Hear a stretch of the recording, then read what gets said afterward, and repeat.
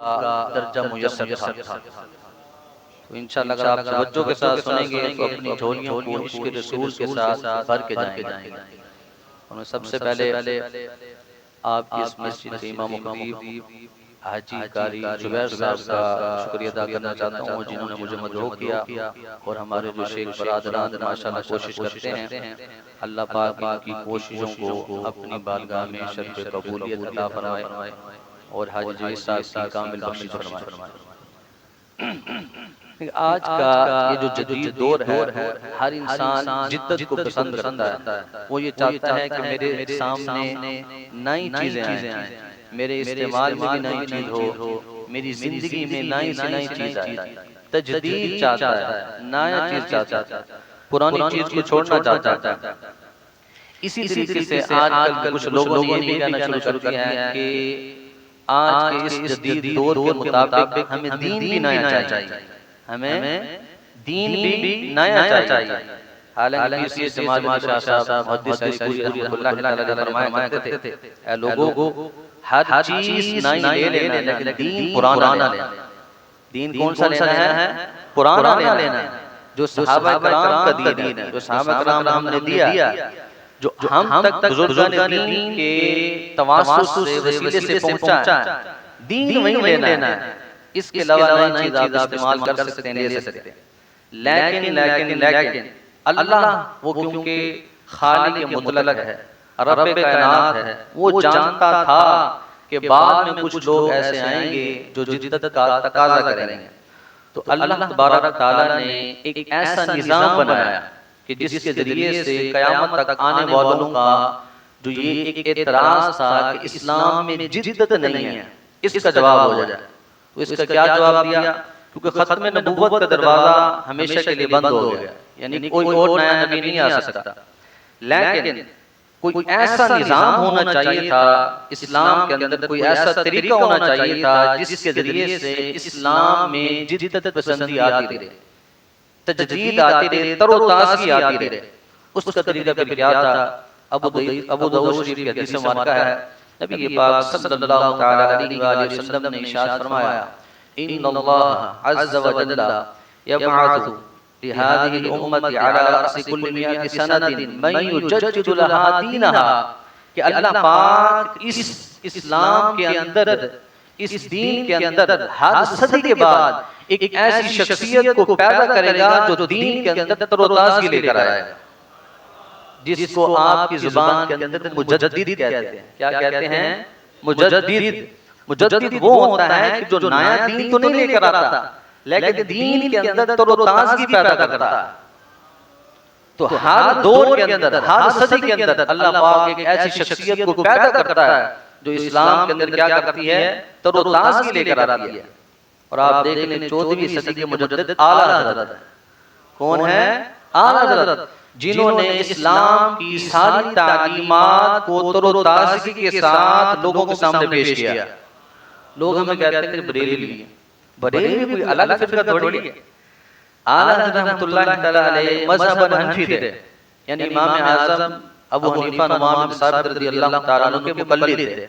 मज़हबन हुए हनफी, मशरबन हुए कादरी। क्यों? शेख अब्दुल कादिर जिलानी 11वें पीर शरीफ के आप क्या थे? मुरीद थे, उनके सिलसिले में बैत थे। इसी तरीके से अबू मंसूर मातुरीदी रहमतुल्लाह तआला अलैहि ये भी बुजुर्ग हैं जिन्होंने अकायद का अपने दौर के अंदर अकायद को छांट कर हमारे सामने पेश किया। इसलिए आप मातुरीदी हुए अकीदे के एतबार से, क्योंकि आप बरेली में रहते थे इसलिए आपको बरेली कहते हैं। ये नहीं कि उन्होंने कोई अकीदा बना लिया, अपनी तरफ से बैठ कर कोई किताबें लिख ली जिसको हम पढ़ते हैं, या 106 साल हो गए लोग पढ़ते आ रहे हैं वो बरेली बन गए, ऐसा नहीं है। अकायद अहले सुन्नत को क्योंकि आला हज़रत ने तरोताज़गी के साथ अवाम के सामने पेश किया, इसलिए आप वो क्या कहते हैं कि ये बरेली फिरका हो गया। बरेली कोई अलग से फिरका नहीं है, ये मैं बात वाज़ेह करना चाहता हूँ। तो साबित ये हुआ कि हर दौर के अंदर 100 साल के अंदर एक ऐसी शख्सियत आएगी कि जिसने इस्लाम के अंदर तजद्दुद करना है, तरोताज़गी पैदा करनी है। 14वीं सदी के मुजद्दिद आला हज़रत हैं, जिन्होंने इस्लाम का जो सही चेहरा था वो लोगों के सामने पेश कर दिया। तो ये क्या था? मुजद्दिद। तो हर दौर के अंदर ये मुजद्दिद आता रहेगा। और जब तक क़यामत नहीं आती हर सदी के अंदर एक ऐसी शख्सियत पैदा होती रहेगी, क्योंकि नबी पाक सल्लल्लाहु तआला अलैहि वसल्लम का ये फरमान है। अच्छा, जो मुजद्दिद होता है, मुजद्दिद उसके औसाफ होते हैं, उसकी अलामतें होती हैं जिससे पहचाना जाता है कि ये मुजद्दिद है। ये क्या है? मुजद्दिद है। मैं चंद औसाफ आपके सामने पेश करूंगा, फिर हम ये देखेंगे कि आला हज़रत में वो औसाफ पाए जाते हैं या नहीं पाए जाते, लेकिन फिर ही पता चलेगा ना। एक हमारे सामने एक अंदाजा आ जाएगा कि मुजद्दिद की तारीफ ये है जो मैंने आपके सामने पेश कर दी, उसकी अलामतें ये हैं।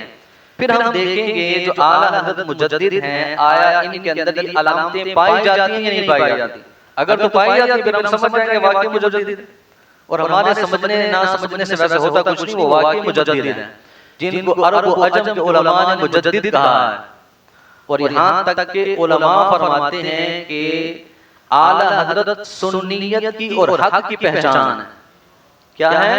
सुन्नियत की भी पहचान है और हक की भी पहचान है। एक अरबी बुजुर्ग फरमाते हैं आला हज़रत रहमतुल्लाह तआला अलैहि के मुबारक दौर के अंदर, क्योंकि उस वक्त सुन्नियों की हुकूमत थी, उस अरब के अंदर सुन्नियों की हुकूमत थी आदा दौर के अंदर। फरमाते इज़ा जा रजुलुम मिन अहलिल हिंदी, जब हिंद में से, यानी उस वक्त ये सारा क्योंकि ये तकसीम नहीं हुई थी, ये सारा हिंद कहलाता था, पाक व हिंद। बड़े सगीर में से कोई शख्स यानी हिंदी कोई शख्स हमारे पास आता तो फरमाते हम उसके सामने आला हज़रत का तज़किरा करते थे। क्या करते थे? आला हज़रत का तज़किरा करते थे। फरमाते जब आला हज़रत का तज़किरा सुनकर अगर उसका चेहरा खिलखिला उठता, अरफ़ना अन्नहु मिन अहलिल हक़्क़ि, तो हम जान लेते थे ये वाकई सुन्नी है, ये आशिक रसूल है। फरमाया अगर आला हज़रत का तज़किरा सुनकर उसका चेहरा बिगड़ जाता, अरफ़ना अन्नहु मिन अहलिल बिदअति, हम समझ जाते ये बिदअती, ये बदमज़हब है। क्या साबित हुआ कि आला हज़रत सुन्नियत की भी पहचान है और हक की भी पहचान है। जहां पर आला हज़रत का नाम आता है पता चल जाता है कि ये आला हज़रत को मानने वाले हैं, ये सुन्नी हैं, ये पक्के क्या हैं? आशिक रसूल हैं।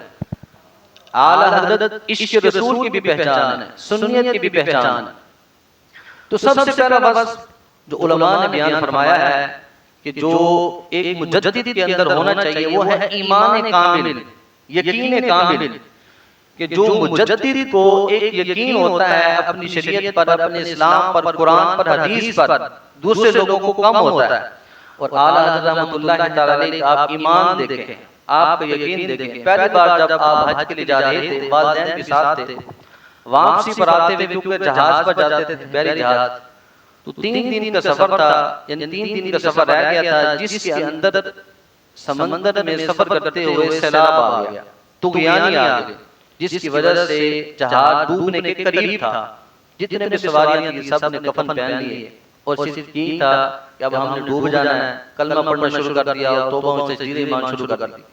आला हज़रत रहमतुल्लाह तआला अलैहि ने कसम उठाकर फरमाया खुदा की कसम ये जहाज नहीं डूबेगा। क्या फरमाया? खुदा की कसम ये जहाज नहीं डूबेगा। आपकी वालिदा ने फरमाया बेटा तुम इतने यकीन और इतने ईमान के साथ ये कैसे कह सकते हो ये जहाज नहीं डूबेगा? सब लोगों ने कफन पहने हुए हैं और तुमने कसम उठा दी। अर्ज़ की वालिदा जब मैं जहाज पर चढ़ने लगा था तो मैंने वो दुआ पढ़ी थी जो नबी पाक सल्लल्लाहु अलैहि वसल्लम ने हमें तालीम फरमाई है कि जो जहाज में बैठते हुए ये दुआ पढ़ लेगा जहाज कभी गर्क नहीं होगा। मुझे यकीन है, इसीलिए तो मैंने कसम उठाई है कि जहाज कभी नहीं डूबता। और ऐसा ही हुआ, जहाज डूबा ही नहीं। इसी तरीके से ये है ईमान कामिल, यकीन कामिल, कि बंदा इतना यकीन हो कि बंदा कसम उठा सके। इसी तरीके से बरेली के अंदर एक बार ताउन की बीमारी आ गई। ताउन ये जिस्म पर एक किस्म की गिल्टी निकलती है जिससे बंदा बहुत कम ही बचता है, मर जाता है। तो आला हज़रत रहमतुल्लाह तआला अलैहि को पीठ पर कुछ फोड़े निकले। जब तबीब को दिखाया गया, तबीब ने कहा ये वही है। ये क्या है? वही है, यानी ताउन है। तो आपके जो करीबी दोस्त थे या अपने घर वाले थे बड़े परेशान हुए, रोना धोना शुरू कर दिया। अब बड़ी जो है ना संजीदा सिचुएशन हो गई है। लेकिन आला हज़रत रहमतुल्लाह ने फरमाया कि ये ताउन हो ही नहीं सकती, ये ताउन नहीं हो सकती। क्यों? क्योंकि मैंने एक ताउन ज़दा शख्स को देखकर वो दुआ पढ़ी है कि जो नबी पाक सल्लल्लाहु अलैहि वसल्लम ने हमें तालीम फरमाई है कि जो बीमार को देखकर ये दुआ पढ़ लेगा उसको कभी वो वाली बीमारी नहीं होगी, उसको कभी वो वाली बीमारी नहीं होगी।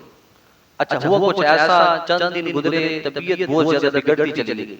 लोगों ने फिर कहना शुरू कर दिया कि हुजूर ये वही है, देखा आपकी तबीयत संभल नहीं रही, बस आपका आखिरी वक्त है। नबी जब आला हज़रत रहमतुल्लाह तआला ने ये बात सुनी तो दुआ की, अल्लाहुम्मा सद्दिक़िल हबीबा व कद्दिबित तबीबा, बारी ताला अपने हबीब को सच्चा कर, इस तबीब को झूठा कर, इस तबीब को झूठा कर जो कहता है ताऊन है। चंद दिन ही गुजरे थे, आला हज़रत रहमतुल्लाह बिल्कुल ही ठीक हो गए, बिल्कुल ही ठीक हो गए। ये क्या था? ईमान कामिल, यकीन कामिल। तो सबसे पहली जो अलामत है ईमान कामिल का होना, यकीन कामिल का होना, ये आला हज़रत में पाई जाती है। मैंने आपके सामने दो दलीलें पेश कर दी, और भी बहुत सारे वाक़यात हैं। मैं ये चाहता हूँ आपके सामने ज्यादा से ज्यादा अलामतें बयान हो जाए। दूसरे नंबर पर होती है तकवा, परहेजगारी। जो एक मुजद्दिद के अंदर तकवा, परहेजगारी और अल्लाह का खौफ होता है, आम लोगों के अंदर ऐसा कम होता है। आप देखें आला हज़रत रहमतुल्लाह तआला अलैह पान नोश फरमाया करते थे। उस वक्त ये आम था, क्योंकि हमारे आजकल के दौर के अंदर मजहबी लोगों का ये खाना मायूब समझा जाता था, उस वक्त ऐसा नहीं था। तो आला हज़रत रहमतुल्लाह तआला अलैह ने एक बच्चे को भेजा पान लेने के लिए, उसने लाने के अंदर ताकीर कर दी, देर हो गई। जब ताकीर से तकरीबन 2 घंटा लेट होकर आया, आला हज़रत रहमतुल्लाह तआला ने बड़े प्यार से उसके चेहरे पर चपत लगाई, आराम से थप्पड़ मारा प्यार के साथ। बच्चा पान देकर चला गया। बाद में खौफ खुदा लाहिक हुआ, खौफ खुदा दिल में पैदा हुआ कि मैंने बच्चे को क्यों मार दिया। भेजने वाले का कसूर था, उसने लेट भेजा इसलिए बच्चा लेट आया। बच्चे को बुलाया, फरमाया कि तुमने मेरे चपत लगाओ, मैंने तुम्हारे नाहक चपत लगाई। आज की हुजूर आप हमारे बड़े हैं, मैंने आपको मुआफ किया, मैंने आपको क्या किया? मुआफ किया। आला हज़रत रहमतुल्लाह तआला क्योंकि मुजद्दिद थे, इल्म लदुनी था, फरमाया नाबालिग बच्चा माफ करने का हक रखता ही नहीं है। ये शरीय मसला है, नाबालिग बच्चा माफ करने का हक नहीं रखता जब तक बालिग ना हो जाए। नाबालिग के माल के अंदर तसर्रुफ उसका बाप भी नहीं कर सकता, ये नहीं कि अपने लिए उसको इस्तेमाल कर ले, उसकी वालिदा भी नहीं कर सकती। नाबालिग जब तक नाबालिग है उसके अंदर तसर्रुफात कोई भी नहीं सकता, उसके माल के अंदर ना उसको कोई ना हक मार सकता है। अलबत्ता बाप नमाज ना पढ़ने पर या रोजा ना रखने पर जबकि 10 साल की उम्र हो जाए तो उतनी मार मार सकता है जितनी शरीयत ने इजाजत दी, ना हक मार नहीं मार सकता। तो आला हज़रत रहमतुल्लाह तआला को प्यार से मारा था, तो फरमाया कि तुम मेरे चपत लगाओ, आज की हुजूर मैंने आपको मुआफ किया। फरमाया तुम्हारा माफ करना कोई माना नहीं रखता, तुम मुआफ कर ही नहीं सकते। उसने इसरार किया, आला ने इसरार किया कि तुमने मुझे चपत लगानी, नहीं माना। बच्चा था वो भी समझदार। आला हज़रत रहमतुल्लाह तआला अपनी जेब से चंद पैसे निकाले, फरमाया अगर तुम मुझे चपत लगाओगे मैं तुम्हें ये पैसे दूंगा। बच्चा था, अगर तुम मुझे चपत लगाओगे तो मैं तुम्हें ये पैसे दूंगा। बच्चा था, लेकिन हमारे बच्चों जैसा नहीं था कि पैसों के लालच में आके चपत लगा दो। हुजूर मैंने आपको माफ किया। फिर भी ये क्या था, आला हज़रत रहमतुल्लाह तआला ने अपनी दस्तार उतारी, बच्चे का हाथ पकड़ा, अपने सर पर चंद चपतें लगाई और वो पैसे भी बच्चे को दे दिए। फरमाया अब मेरा दिल मुतमईन हो गया। ये क्या था? खौफ खुदा था, तकवा था, परहेजगारी थी। आला हज़रत रहमतुल्लाह तआला के पास दुनिया भर से इस्तिफ्ताह आते थे, सवाल आते थे शरई मसाइल पूछने के लिए। लोग लिखते थे बड़े बड़े अलकाबात, बाज़ लोग लिखते थे अल हाफिज। क्या लिख देते थे? अल हाफिज। आला हज़रत रहमतुल्लाह तआला ने बाकायदा उस वक्त हाफिज नहीं थे, यानी पूरा कुरान उस वक्त याद नहीं था। वैसे तो सारी कुरान पाक का जो मफ़हूम है, जो उसकी तशरीह है, तफसीर है, वो तो ज़हन के अंदर मौजूद थी, लेकिन कुरान पाक के बाकायदा हाफिज नहीं थे। एक मरतबा खत देखा, उस पर हाफिज लिखा हुआ है, आप दीदा हो गए, दिल के अंदर खौफ खुदा पैदा हुआ। क़यामत वाले दिन अल्लाह ने पूछ लिया, अहमद रज़ा तू तो हाफिज था ही नहीं। लोग तुझे हाफिज कहते थे, तू तो हाफिज था ही नहीं। लोगों की ज़बान को सच्चा करने के लिए आला हज़रत रहमतुल्लाह तआला ने कुरान पाक को हिफ़्ज़ किया, खौफ खुदा की वजह से। और कितने अरसे में? सिर्फ चंद घंटों के अंदर। ईशा की जब अज़ान होती उस वक्त कुरान देखना शुरू करते थे, 15 से 20 मिनट होते। फिर उस वक्त जब नमाज ईशा होती उसके बाद तरावी होती, जो सिपारा याद करते थे वो सुना देते थे इतने टाइम के अंदर। ये कुव्वत हाफिज़ा था। ये आला हज़रत क्या था? तकवा और परहेज़गारी और खौफ खुदा था। मुजद्दिद की दूसरी निशानी क्या है? तकवा परहेज़गारी। ये मैंने आपके सामने पेश कर दी। तीसरे नंबर पर जो मुजद्दिद होगा उसके अंदर एक निशानी ये होगी कि सुन्नत पर बड़ी सख्ती के साथ पैरवी करने वाला होगा। सुन्नत की बड़ी सख्ती के साथ पैरवी करने वाला होगा। आला हज़रत रहमतुल्लाह तआला से कोई सुन्नत छोड़ दे हो ही नहीं सकता। सैयद कनात अली शाह साहब आला हज़रत के शागिर्द हैं। फरमाते हैं कि मामूल के मुताबिक एक मरतबा आला हज़रत रहमतुल्लाह तआला अलैह को फजर की नमाज में ताख़ीर हो गई, क्योंकि आला हज़रत खुद ही इमामत करवाते थे। ताख़ीर हो गई, टाइम थोड़ा रह गया। हम बड़े जो है वो परेशान थे कि आला हज़रत कब आते हैं। हमारी निगाहें दरवाजे पे लगी हुई थी जहाँ से आला हज़रत आना था। अच्छा, इनके भाई हैं सैयद अयूब अली, वो भी वहाँ पर पढ़ते थे। ये दोनों सैयद कनात अली, सैयद अयूब अली आला हज़रत के शागिर्द थे, उस मदरसे के अंदर पढ़ते थे। एक भाई दूसरे से कहता है कि हुजूर आज हो गए लेट, हमने देखना ये है कि जब मस्जिद में आएंगे सफ पर पहले कौन सा कदम रखते हैं, दायां रखते हैं या बायां रखते हैं। सुन्नत ये मस्जिद में दाखिल तो दायां कदम रखें, हर सफ पर आपने दायां कदम रखना है, मुसल्ले पर आए तो दायां कदम, सुन्नत है, कोई फर्ज वाजिब नहीं। फरमाया ताख़ीर होगी, आज हमने देखना है कि आज क्या होता है। सैयद अयूब अली फरमाते हैं कि आला हज़रत रहमतुल्लाह तआला अलैह घर से निकलते हैं, निकलने के बाद सबसे पहले मस्जिद के अंदर दायां कदम रखते हैं, फिर जिस सफ पर कदम रखते हैं कदम दाएं ही पड़ता है, यहाँ तक कि जब मुसल्ले पर पहुंचे तो दायां कदम पहले पहुंचा। यानी इतने कलील वक्त के अंदर सुन्नत नहीं छोड़ी। हो सकता था यार टाइम थोड़ा रह गया है, नमाज निकल जाए, जल्दी जल्दी जाते हैं जिस तरह हम करते हैं, पूरे टाइम पर आते हैं, रगत जा रही है, वुजू किया, बाजू भी नीचे नहीं किए, पानी भी मस्जिद के अंदर आ रहा है तो भागे आगे जमात के अंदर शामिल हो गए, ना कोई सुन्नतों का लिहाज। बल्कि मस्जिद के अंदर तो ये जो वुजू वाला पानी होता है ये तो गिराना भी जायज नहीं है। हम तो नाजायज काम भी कर रहे होते हैं। सुन्नत हमने कहा, सुन्नत पर कैसे अमल करना है। जो मुजद्दिद होता है वो क्या करता है, सुन्नत को किसी हाल में छोड़ता नहीं है। इसी तरीके से हर ज़ीशान काम, अच्छा काम दाएं हाथ से करना सुन्नत है। क्या है ये? सुन्नत है। अच्छा, 786 इल्मुल आदात है बिस्मिल्लाह का। क्या है? बिस्मिल्लाह के जो आदात बनते हैं वो 786 बनते हैं। लेकिन 786 को लिखते कैसे हैं? हम तो लिखते हैं पहले 7 फिर 8 फिर 6। और रियाजी का एक कायदा ये है कि वो उल्टे हाथ इन उल्टी जानिब से शुरू होती है। पहले 7 लिखते हैं फिर 8 लिखते हैं फिर 6। आला हज़रत रहमतुल्लाह अलैह यूं नहीं लिखते, पहले 6 लिखते हैं फिर 8 लिखते हैं फिर 7 लिखते हैं। बंदे ने आज के दूर आप उल्टा लिख रहे हैं, अहमद रज़ा उल्टा लिख ही नहीं सकता। अहमद रज़ा उल्टा नहीं, अहमद रज़ा सीधा लिख रहे, तुम लोग उल्टा लिखते हो। क्यों? हुजूर की सुन्नत ये है कि जो भी काम शुरू करना है वो सीधे हाथ से शुरू करना है। तो पहले 6 लिखा फिर 8 लिखा फिर 7 लिखा, ये हो गया 786, ये हो गया बिस्मिल्लाह। तो ये है इत्तिबाए सुन्नत। जो मुजद्दिद होगा कभी भी सुन्नत को छोड़ने वाला नहीं होगा। तीसरी अलामत होगी। चौथी अलामत मुजद्दिद की ये है कि वो फितनों की सरगोबी करने वाला होगा। उसके दौर के अंदर जो भी फितने आएंगे उनको रोकने वाला होगा। आला हज़रत रहमतुल्लाह अलैह तो काम यही था। आला हज़रत रहमतुल्लाह अलैह मलफूज के अंदर खुद लिखा है कि फकीह के 3 ही काम है, दर्स, तदरीस और इफ्ताह। इफ्ताह के अंदर क्या है? रद्द बद मज़हबां। जो बद मज़हब है उनका क्या करता हूं मैं?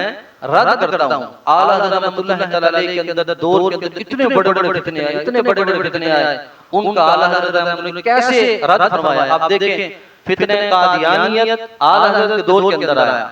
खत्म नबूवत वो सिलसिला जो सदियों से चला आ रहा था, बच्चे को पता था कि नबी पाक सल्लल्लाहु अलैहि वसल्लम आखिरी नबी हैं। जब मिर्ज़ा कादियानी ने दावा किया तो आला हज़रत रहमतुल्लाह अलैह उस वक्त कलम उठाई और रिसाला लिख दिया, जज़ाअल्लाहु या दुवा बि अबाई खत्मिन नबुव्वा अल मुबीन खत्मुन नबिय्यीन। आला हज़रत रहमतुल्लाह ऐसे रिसाले लिखे और उस वक्त कादियानियों के जोर को तोड़ कर रख दिया। इसी तरह बाद लोग उस वक्त कहना शुरू हो गए कि नऊज़ बिल्लाह अल्लाह पाक झूठ बोल सकता है, और वो लोग अब तक भी इस पर अड़े हुए हैं। आला हज़रत रहमतुल्लाह तआला ने उस वक्त उनके रद के अंदर रिसाले लिखे, सुब्हान सुबूह अन कई बिदबिन बदू, कि अल्लाह पाक है, हर चीज से पाक है, जो भी ऐब वाली चीजें हैं वो अल्लाह पाक उन सब चीजों से पाक है। अल्लाह पाक झूठ बोल ही नहीं सकता। इस रिसाले के अंदर 100 से ज्यादा दलाइल दिए, 100 से ज्यादा। और आला हज़रत रहमतुल्लाह तआला के दलाइल कुछ ऐसे नहीं हो सकते थे। इस रिसाले में से एक दलील आपके सामने ना रख दूं, एक दलील आपके सामने रख दूं। बच्चा अल्लाह पाक को क्या कहता है? सुभान अल्लाह। सुभान का माना है हर ऐब से पाक। क्या माना है? हर ऐब से पाक। झूठ बोलना एक ऐब है तो अल्लाह पाक इससे भी पाक है। आला हज़रत रहमतुल्लाह तआला ने 100 से ज्यादा दलाइल दिए, उनमें से एक दलील आपके सामने पेश करने लगा हूं। बड़ी मशहूर हदीस में आता है, नबी पाक सल्लल्लाहु अलैहि वसल्लम ने जब मदीना शरीफ की तरफ हिजरत फरमाई तो उस वक्त यहूदियों के बड़े बड़े लोग अब्दुल्लाह बिन सलाम को लेकर आए कि आप देखें, यहूदियों के बहुत बड़े आलिम थे अब्दुल्लाह बिन सलाम, बाद में सहाबी बन गए थे, ईमान ले आए थे। इनको लेकर आए कि आप देखो कि तुमने तो तौरात और इंजील के आलिम हो, तुम्हें तो पता होगा आखिरी नबी के औसाफ क्या है, अलामतें क्या हैं, तुम पहचानो, हमें बताओ। हजरत अब्दुल्लाह बिन सलाम रज़ियल्लाहु ताला अन्हु जब वहां पर पहुंचते हैं, नबी पाक सल्लल्लाहु अलैहि वसल्लम के मुबारक चेहरे को देखते हैं, फरमाते हैं अन्नहु लैसा बिवजहि कज़्ज़ाब, ये चेहरा किसी झूठे का हो ही नहीं सकता, ये चेहरा किसी झूठे का हो ही नहीं सकता, ये होगी हदीस। अब इस पर मुजद्दिद आज़म आला हज़रत रहमतुल्लाह तआला ने क्या नुक्ता निकाला, फरमाते हैं रब्बे कायनात जो चेहरा बना दे वो झूठा नहीं हो सकता, तो रब्बे कायनात खुद कैसे झूठा हो सकता है? जो चेहरा बना दे उस पर लोग ये कहना शुरू हो जाते हैं किसी झूठे का हो ही नहीं सकता। बदबख्तो, किसकी बारगाह में ये अल्फाज बोलते हो, नऊज़ु बिल्लाहि मिन ज़ालिक। उस जात के बारे में जो सुबहान भी है, जो सुबू भी है, जो कदीर भी है, जो मुक्तदिर भी है, जो इतने औसाफ उसके अंदर पाए जाते, तुम उसके बारे में ऐसे घटिया बात बोलते हो। वो जो चेहरा बना दे वो कभी झूठा नहीं हो सकता। इसी तरीके से बाद लोगों ने ये कहना शुरू कर दिया कि नबी पाक सल्लल्लाहु अलैहि वसल्लम का नऊज़ु बिल्लाह ताज़ीम इतनी है जितनी बड़े भाई की, उससे ज्यादा कोई ताज़ीम नहीं। आला हज़रत रहमतुल्लाह अलैहि ने कलम है और लिखा तजल्लीउल यकीन बि अन्न नबियना सय्यिदुल मुरसलीन, 200 से ज्यादा दलाल दी कि आला हज़रत रहमतुल्लाह तआला अलैहि मखलूकात में, यानी नबी पाक सल्लल्लाहु अलैहि वसल्लम मखलूकात में सबसे ज्यादा अफजल व आला है, इस पर दलाल दी है। इसी तरीके से बाद लोगों ने ये कहना शुरू कर दिया कि हज़रत मौलाना रज़ियल्लाहु तआला अन्हु शेखैन करीमैन से अफजल है। ये फितना जो है वो उठ खड़ा हुआ। तो आला हज़रत रहमतुल्लाह इस पर अस्सलातु अनका मिन बहरि सबक़तिल अतका, और इसके अंदर दलाइल दिए कि अफजल मुतलका वो किसके लिए, सिद्दीक़ अकबर के लिए। मतलउल कमरैन ये रिसाला लिखा जिसके अंदर लिखा कि अफजलियत मुतलका शेखैन करीमैन के लिए। यानी जितने भी दौर के अंदर फितने उठे हैं उनका बड़ी सख्ती के साथ रद्द फरमाया। यहाँ तक कि इतना सख्त रद्द फरमाते थे मौलाना नईमुद्दीन मुरादाबादी रहमतुल्लाह तआला अलैहि एक बार आला हज़रत की बारगाह के अंदर हाजिर हुए, अर्ज की आला हज़रत हुजूर आप बदमज़हूबों का इतनी सख्ती के साथ रद्द फरमाते हैं कि हमारे सुन्नी भी आपकी किताबें पढ़ते हैं तो आपको मुतशद्दिद कहते हैं, यानी सख्त कहते हैं, लिहाजा आप तरह हल्का हाथ रखा करें ताकि हमारे सुन्नी हज़रात आपकी किताबें पढ़ सकें। आला हज़रत रहमतुल्लाह तआला अलैहि की आंखों में आंसू आ फरमाया कि मौलाना ये कैसी बात कर दी आपने, अगर अहमद रज़ा के हाथ में तलवार होती और बाद मज़हबों का सर होता तो उस तलवार के साथ उनके सर को कलम कर देता, लेकिन मेरे पास ये इख्तियार नहीं, मेरे पास इख्तियार है कलम का, तो मैं इतनी शिद्दत और तेजी के साथ चलाऊंगा कि बद मज़हब का सीना फटता है, अगर फटता है तो। इतनी शिद्दत के साथ फरमाया करते थे। और ये शिद्दत पैदा होना ईमान का तकाजा है। क्या है? ईमान का तकाजा। तीसरे वाक़े के अंदर है क़यामत वाले दिन एक बंदे को अल्लाह की बारगाह में पेश किया जाएगा, पूछा जाएगा हाँ नमाज का हाल सुनाओ, मैं नमाज फर्ज क्या नवाफिल भी पढ़ता था, रोजे का सुनाओ, रोजा फर्ज क्या नफल भी रखता था, हज सुनाओ, हज फर्ज किया हुआ है और इसके अलावा नफल हज भी किए हुए हैं, गिनवाता जाएगा गिनवाता जाएगा गिनवाता जाएगा। अल्लाह फरमाएगा हल बालैत ली वलिजन, क्या मैंने किसी महबूब बंदे से मेरे लिए मोहब्बत की, हल आदैत ली अदुवन, क्या मेरी वजह से किसी मेरे दुश्मन से अदावत रखी कि नहीं रखी। ये अल्लाह के दुश्मन से अदावत रखना ईमान का तकाजा है, ये भी पूछा जाएगा। अब बाद लोग कहते हैं हम तो जनाब सीधे साधे मुसलमान हैं, हम तो किसी को कुछ नहीं कहते, खुदा के बंदो किसी को कुछ ना कहना ये तो बुराई है। जो अल्लाह का दुश्मन है, जो रसूलुल्लाह का दुश्मन है, जो रसूलुल्लाह का गुस्ताख है, उसको नहीं मानना, उससे दुश्मनी रखनी है, उससे बुग़्ज़ रखना है, यही ईमान का तकाजा है। ये क्या है? ईमान का तकाजा है। और इसके बारे में भी पूछा जाएगा कि तुम मेरे दुश्मनों से दुश्मनी रखते थे या उनके साथ बगलगी होते थे, उनकी महफिलों में जाते थे, उनके साथ बैठते थे, उनको अपने घर बुलाते थे, उनकी दावतें करते थे, ये सारी चीजें पूछी जाएंगी। नमाज रोजा हज ज़कात ये भी पूछा जाएगा, साथ साथ ये भी पूछा जाएगा कि मेरी वजह से मेरे महबूब बंदे से मोहब्बत की, मेरी वजह से मेरे दुश्मन से बुग़्ज़ रखा, उससे दुश्मनी रखी, ये सारी चीजें पूछी जाएंगी। इस वजह से आला हज़रत रहमतुल्लाह तआला अलैहि दुश्मनों के साथ, यानी जो अल्लाह और रसूल के दुश्मन है उनके साथ इस दर्जे की दुश्मनी रखते थे। ये होगी फितनों की सरकोबी। मुजद्दिद होता है उसकी एक निशानी ये भी होती है कि वो दुनिया से बेरग़बत होता है। क्या होता है? दुनिया से बेरगबत, उसको दुनिया की कोई लालच नहीं होती, उसको दुनिया की कोई परवाह नहीं होती, उसको ये नहीं होता कि मेरे पास पैसा आ जाए, मेरे पास दौलत आ जाए, मकान आ जाए, गाड़ी आ जाए, उसको ये लालच नहीं होती। आला हज़रत रहमतुल्लाह तआला अलैह ने पूरी जिंदगी गुजारी और फतवा लिखते रहे, लोगों की शरई रहनुमाई करते रहे, लेकिन 1 रुपया भी नहीं लिया। शरई मसला ये, मुफ्ती अगर लिख कर दे फतवा तो उस पर पैसे ले सकता है। शरई मसला ये ज़बानी बताने में नहीं ले सकता, अगर लिख कर देता है तो उस पर पैसे ले सकता है। आला हज़रत रहमतुल्लाह तआला अलैह ने आज तक एक भी फतवे पर 1 रुपया भी नहीं लिया। यहाँ तक कि बड़ा मजे का वाक़या है, आला हज़रत रहमतुल्लाह तआला अलैह के बाद एक शख्स आया, अपने इलाके से मशहूर मिठाई लेकर आया था, उसके इलाके की मशहूर मिठाई थी। आला हज़रत रहमतुल्लाह तआला अलैह की बारगाह के अंदर हाजिर हुआ, मिठाई पेश की। आला हज़रत रहमतुल्लाह ने मिठाई ली और साथ रख ली और फरमाया कि कहिए किस मकसद के तहत तशरीफ लाए हैं। आज की हुजूर सिर्फ आपकी ज़ियारत के लिए आया हूँ। किस लिए आया हूँ? आपकी ज़ियारत के लिए आया हूँ और मेरा कोई मकसद नहीं।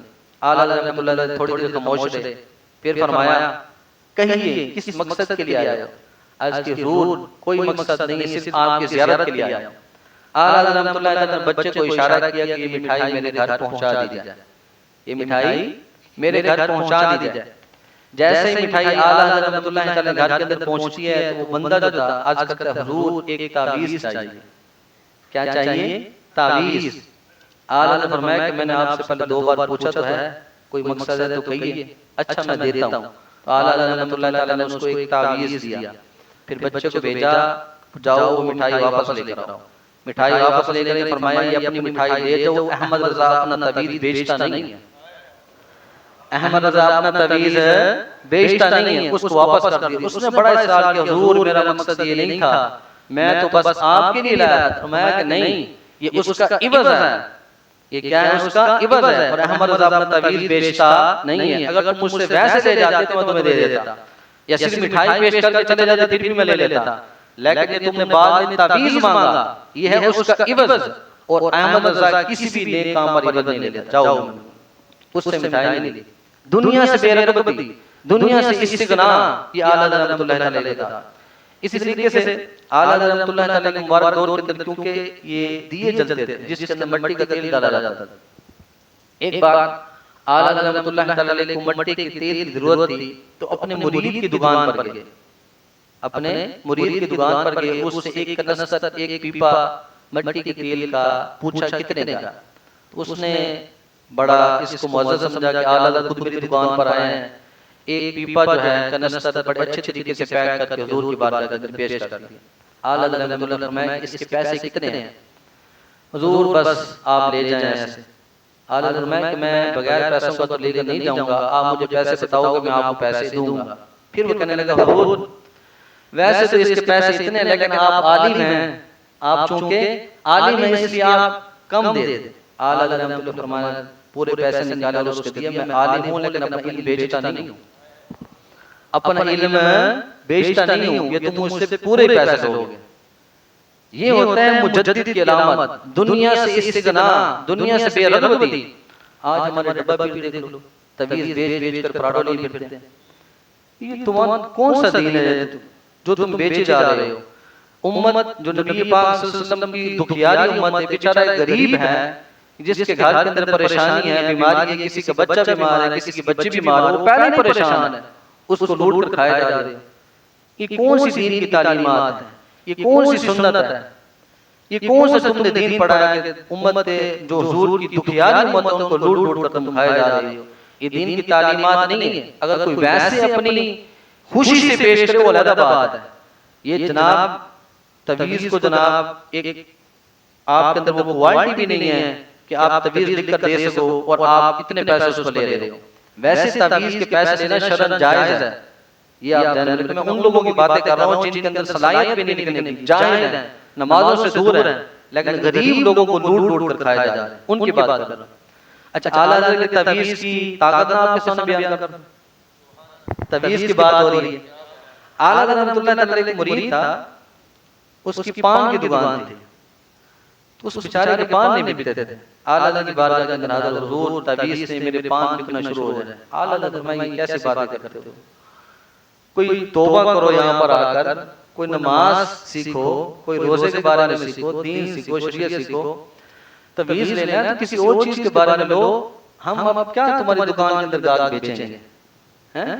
क्या मैं लोगों को कहूंगा जनाब फलां से जाकर पान ले लो। उसने बड़ा इसरार किया, चाहिए था, आला हज़रत रहमतुल्लाह ताला अलैह ने उसको तवीज लिखकर दे दिया। चला गया अपनी दुकान के गले के अंदर रख दिया। गाहक कितने आए, संभालना मुश्किल हो। लोगों ने कहा कि यार तुम्हारी दुकान पर रश इतना होता है, जब भी देखो लाइन लगी होती है, पान लेने वाले इतने होते हैं। और मैंने आला हज़रत से तावीज़ लिया। मैंने क्या किया है, आला हज़रत से तावीज़ लिया। एक दिन उसके दिल के अंदर ये बात आई, यार खोल के देखूं तो इसके अंदर लिखा क्या है, इसके अंदर लिखा क्या है। इतनी पावर, इतनी ताकत है कि लोग खिंचे खिंचे आ रहे हैं। जब तवीज़ को खोल के देखता है तो इतनी बात लिखी, हज़रात पान यहाँ से खरीदिए, पान यहाँ से खरीदिए, कोई आयत नहीं, कोई हदीस नहीं, कोई कलिमात नहीं, सिर्फ इतनी बात। आला हज़रत के आम अल्फाज के अंदर इतनी ताकत है। अगर आयत या हदीस लिखेंगे फिर कितनी ताकत होगी, आयत या हदीस लिखेंगे फिर उसके अंदर कितनी ताकत होगी। तो ये है दुनिया से बेरगबती। जो मुजद्दिद होता है उसको दुनिया की कभी लालच नहीं होती। आला हज़रत रहमतुल्लाह ताला अलैह के पास बाज़ का लोग इस्तिफ्ता भेजते थे, सवाल भेजते थे, उसके साथ फिर ये भी लिख देते थे, हुजूर इसका जितना भी मुआवजा हो तो बता दीजिए, हम पेश कर देंगे। तो एक जगह पर फतावा रज़विया शरीफ के अंदर आला हज़रत रहमतुल्लाह ने लिखा कि फकीर के हाथ से तकरीबन 91 साल हो गए हैं फतावा जारी है। यानी आला हज़रत के दादा देते थे फतवा, फिर आला हज़रत साहब के वालिद देते थे, फिर आला हज़रत देते थे। उस वक्त 91 साल हो गए, अब तो 200 साल से भी चले, अब भी सिलसिला जारी है, फतावा अब भी वहां से जारी होते हैं। मैं कि फकीर के हाथ से 91 साल हो गए हैं फतावा जारी होते हुए, लेकिन आज तक 1 रुपया लेना भी साबित नहीं है कि हमने फतावा पर 1 रुपया भी लिया हो, ये भी साबित नहीं है। तो ये क्या है, दुनिया से बेरगबती, दुनिया से इस्तिगना। मुजद्दिद ये भी अलामत है। मुजद्दिद की एक अलामत ये है कि वो लोगों की इस्लाह करता है, नेकी की दावत देता है उनकी अक्लों के मुताबिक, यानी उनको समझाता है उनकी अक्लों के मुताबिक। जैसे आला हज़रत रहमतुल्लाह ताला अलैह दिल्ली की एक जामे मस्जिद के अंदर नमाज पढ़ के वजीफा कर रहे थे, तो एक शख्स आया, जाहिल था, नमाज पढ़नी नहीं आती थी। तो उसने जब तकबीर तहरीमा की क़याम के अंदर खड़ा हुआ तो सामने की तरफ देखता रहा, दीवार किबला जो थी उसको देखता रहा। रुकू के अंदर गया, फिर भी दीवार किबला देखता रहा, यानी सामने देखता रहा। तो जब नमाज मुकम्मल की आला हज़रत ने उसको बुलाया और मसला समझाया कि शरीय मसला ये है कि जब बंदा क़याम के अंदर हो तो मुस्तहब ये है कि उसकी नज़र सजदे वाली जगह पे होनी चाहिए। फिर जब रुकू के अंदर जाए तो मुस्तहब ये है कि उसकी नज़र पुश्त कदम पर होनी चाहिए। फिर जब सजदे के अंदर जाए तो उसकी नज़र नाक पर होनी चाहिए। और जब अत्तहियात के अंदर बैठे तो उसकी नज़र अपनी झोली के अंदर होनी चाहिए, ये मुस्तहब है। उसको मसला समझाया। अब क्योंकि वो जाहिल था, उसने कहा हुजूर आपने कहाँ से दीन पढ़ा है, जब तक किबले की तरफ मुंह ना हो नमाज नहीं होती, जब तक किबले की तरफ मुंह ना हो नमाज नहीं होती। इसलिए मैं रुकू में भी अत्तहियात में भी किबले की तरफ देखता रहता हूँ। आला हज़रत रहमतुल्लाह अलैह ने जब ये देखा ये जाहिल है, इसको नहीं पता, उसकी अक्ल के मुताबिक मसला समझाया। उसकी अक्ल के मुताबिक फरमाया कि सजदे में फिर क्या करोगे, जब सजदे में जाओगे फिर थोड़ी पर सजदा करो ताकि तुम्हारा चेहरा किबले की तरफ रहे। फिर उसको बात समझ आ गई कि ऐसी बात नहीं है, किबले की तरफ मुंह होने का मतलब ये है कि जब हम शुरू करते हैं तो किबले की तरफ हो गया। अब जब शरीयत ने हुक्म दे दिया नजर रखने की या चेहरा रखने की, वहां पर रखना है। तो उसको मसला समझाया उसकी अकल के मुताबिक। अगर उसको दलाइल देते कि जनाब कुरान के अंदर ये है, हदीस के अंदर ये है, शरीय किताबों के अंदर ये लिखी बात, उसको समझ नहीं आती थी। उसकी अकल के मुताबिक समझाया कि इसका मतलब ये है, अगर जो तुम समझ रहे हो उसके मुताबिक तो फिर सजदा ही नहीं हो सकता। सजदे के अंदर सजदा थोड़ी पर होगा और तुम्हारा चेहरा किबले की तरफ फिर हो सकता है। इसी के आला हज़रत रहमतुल्लाह ताला अलैह के खलीफा हैं ज़फ़रुद्दीन बिहारी रहमतुल्लाह ताला अलैह, शार बुखारी में इन्होंने बुखारी की शरह लिखी है, बहुत बड़े आशिक़ रसूल हैं। आला हज़रत रहमतुल्लाह ताला अलैह के पास खुतूत आते थे पूरी दुनिया से। असर के बाद खुतूत पढ़ने का सिलसिला होता था। तो खुतूत पढ़ते हुए एक बार एक खत के अंदर आला हज़रत रहमतुल्लाह ताला अलैह को बहुत ज्यादा गलीज़ गालियां दी गई थी। वो जब उन्होंने पढ़ा तो बड़े गमज़दा हुए, बड़े गुस्से के अंदर भरे, फरमाया मैं इन पर मुकदमा करूंगा, इनको जेल करवाऊंगा। आला हज़रत रहमतुल्लाह ताला अलैह को बड़े प्यार से समझाया, फरमाया कि फलां संदूक के अंदर एक खत रखा है उसको लेकर आओ। जब वो खत लेकर आया तो उसके अंदर आला हज़रत के बहुत ज़्यादा अलक़ाबात लिखे हुए थे, बहुत ज़्यादा तारीफ की हुई थी किसी ने। आला हज़रत रहमतुल्लाह फरमाया कि जो गालियाँ निकालते हैं उनको तुम उन पर मुकदमा करने लगे हो। जो नेक लोग हैं, हमें इतने अच्छे अच्छे अल्काबात से याद करते हैं, फिर उनको जगीरें तकसीम करो, फिर उनको जगीरें तकसीम करो, उनको इनाम दो। अगर 100 लोगों में से 2 लोगों ने गलीज़ गालियाँ बकी भी हैं, लिखी भी हैं, तो फिर क्या हो सकता है? कुछ भी नहीं हो सकता। यानी उनको उनकी अकल के मुताबिक समझाया, जिस तरह वो गुस्से के अंदर आए हुए थे और जिस तरह उन्होंने मुकदमा करना था, तो आला हज़रत रहमतुल्लाह अलैह ने बड़े प्यार के साथ और उनकी अकल के मुताबिक ये मसला समझा दिया, तो उनको भी समझ आ गई। अच्छा, टाइम पूरा हो गया, लेकिन मुजद्दिद की जो सिफात थी वो अभी भी रहती थी, जो मैं देख कर आया था। तो टाइम है तो सिर्फ एक मैं आपके सामने पेश कर देता हूं, बड़ी मशहूर है, आपने सुनी होगी कि जो मुजद्दिद होगा उसके अंदर इश्क रसूल और अल्लाह की मोहब्बत कूट कूट कर भरी होगी, कूट कूट कर भरी होगी। आप इस बात का अंदाजा लगाएं, आला हज़रत के अंदर अल्लाह की मोहब्बत और उसके रसूल का इश्क कितना था, एक बात से आपको अंदाजा हो जाएगा। आला हज़रत रहमतुल्लाह फरमाते हैं, फकीर के कल्ब के अगर 2 हिस्से किए जाएं, दिल के 2 हिस्से किए जाएं, तो एक पर लिखा होगा ला इलाहा इल्लल्लाह, दूसरे पर लिखा होगा मोहम्मद रसूलुल्लाह। इससे बढ़कर अल्लाह की मोहब्बत और इश्क रसूल क्या हो, इतना बड़ा दावा, और वक्त का मुजद्दिद कर रहा है। उलमा फरमाते हैं अगर वाक़ियतन किया जाता है, अगर ये जायज़ नहीं है तो ऐसा पाया जाता, ये कोई बैद नहीं है, क्योंकि मुजद्दिद जो भी कहता है वो ऐसे नहीं कहता, कुछ देख कर ही कहता है। तो आला रहमतुल्लाह तआला के अंदर इश्क रसूल टूट टूट कर भरा हुआ था। दूसरी बार जब हज पर जाने लगे, हज कर लिया, उसके बाद सख्त बीमार हो गए, उलमाए हरमैन ने रोका, हुजूर मदीने न जाएं, जितनी आपकी हालत है आप मदीने पहुंच नहीं सकते।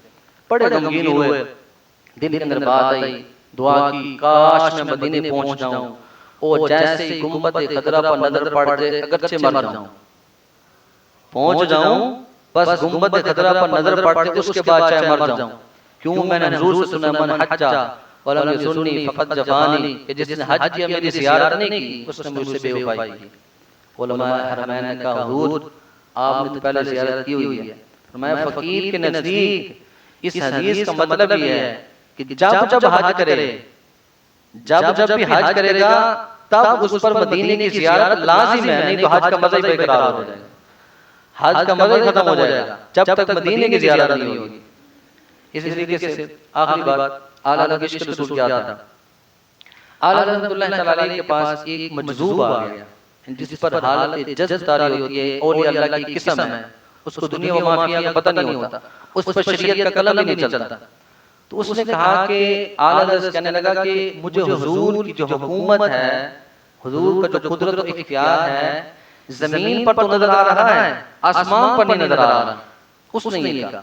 आला हज़रत रहमतुल्लाह फरमाया कि हुजूर का जो इख्तियार है, कुदरत है, वो जिस तरह जमीन पर है इसी तरह आसमान पर है, खुश्क व तर में है, बहर व बर में है, बर्क व शजर में है, हर शय